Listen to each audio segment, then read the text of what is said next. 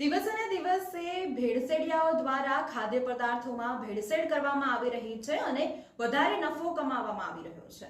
ત્યારે આવા ભેળસેડિયાઓ દ્વારા શહેરના નાગરિકોના સ્વાસ્થ્ય સાથે ચેડા કરવામાં આવતાની સાથે જ વડોદરા મહાનગરપાલિકાના આરોગ્ય વિભાગ દ્વારા ઠેર ઠેર તપાસ હાથ ધરવામાં આવતી હોય છે। ત્યારે વડોદરા મહાનગરપાલિકાના આરોગ્ય વિભાગ દ્વારા શહેરના ગોત્રી વિસ્તારમાં આવેલા બંસીધર ડેરી ફાર્મમાં ત્રાટકી હતી અને આરોગ્ય વિભાગની ટીમે શંકાસ્પદ ઘીનો 129 કિલો જથ્થો ઝડપી પાડ્યો હતો।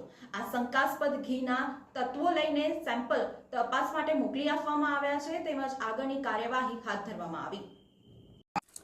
હાલ વરસાદી મોસમના કારણે માનવ સ્વાસ્થ્ય માટેની વિવિધ ચીજવસ્તુઓની ચકાસણી પાલિકા તંત્ર દ્વારા કરવામાં આવી રહી છે।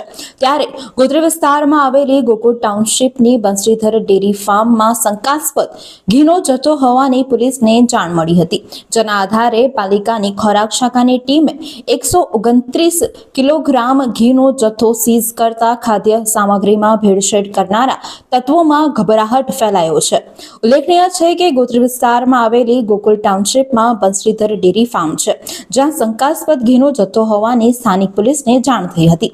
આ અંગે પોલીસે તાત્કાલિક ધોરણે પાલિકા તંત્રને જાણ કરી હતી, જેથી પાલિકાના ખોરાક શાખાની ટીમ દ્વારા ઘટના સ્થળ પર ત્રાટકી હતી અને સઘન તપાસ દરમિયાન બંસીધર ડેરી ફાર્મમાંથી શંકાસ્પદ ઘીનો જથ્થો મળી આવ્યો હતો, જેમાં ખોરાક શાખાની ટીમે ₹51,680 ની કિંમતનો 129 કિલોગ્રામ શંકાસ્પદ ઘીનો જથ્થો સીઝ કર્યો હતો તથા ખાદ્ય પદાર્થમાં સામગ્રીની ભેળસેળ કરનારા તત્વો સામે હવે ફફડાટ ફેલાઈ ગયો છે।